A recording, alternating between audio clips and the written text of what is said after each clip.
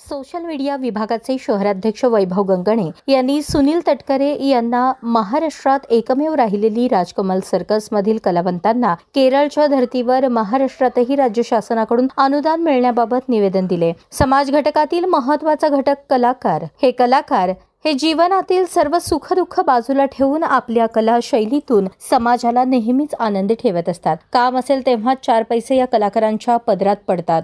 इतर वेळेस या कलाकारांना हाताला काम मिळत नसल्याने त्यांच्यावर उपासमारीची वेळ येते। कौटुंबिक उदरनिर्वाहाचा प्रश्न अशावेळी मुख्यतः उपस्थित होतो। केरळमध्ये असणाऱ्या सर्कसमधील कलावंतांना त्यांच्या सरकारकडून अनुदान मिळते, त्याच धर्तीवर महाराष्ट्रातील सर्कसमध्ये काम करणाऱ्या गरजू कलावंतांना राज्य शासनाकडून तात्काळ अनुदान मिळावे अशी मागणी या निवेदनाद्वारे करण्यात आली आहे।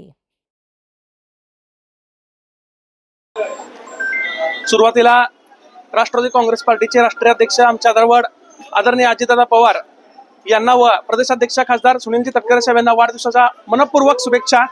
त्याचसोबत आज प्रदेशाध्यक्ष खासदार सुनीलजी तटकरे साहेब सोलापूर जिल्हा दौऱ्यावर आले होते। या निमित्त हुतात्मा स्मृती मंदिर येथे भव्य नागरी त्यांचा सत्कार या ठिकाणी आम्ही आयोजित केला होता।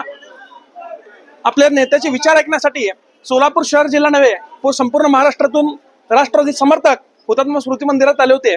अशा वेळेस Rashtravadi Congress Party social media विभागाच्या वतीनं आम्ही महाराष्ट्रातील एकमेव राहिलेली राजकमल सर्कस यामधील कलावंतांना राज्य शासनाकडून अनुदान मिळावे यासाठी आज प्रदेशाध्यक्ष खासदार सुनीलजी तटकरे साहेब यांच्याकडे आज आम्ही निवेदन दिलो आहोत। या निवेदनावर साहेबांनी सकारात्मक प्रतिसाद देत नक्कीच त्या कलावंतांना न्याय देऊ असा शब्द Rashtravadi Congress Party social media विभागाला दिलेला आहे। केरळच्या धर्तीवर महाराष्ट्रातील राजकमल सर्कसच्या कलावंतांना त्या ठिकाणी अनुदान मिळावं यासाठी Rashtravadi Congress Party social media नेहमीच अग्रेसर आहे। यापुढे देखील येणाऱ्या काळात अजितदादा सोलापूर दौऱ्यावर आल्यानंतर मी त्यांना हे या प्रकारचे निवेदन देणार आहे।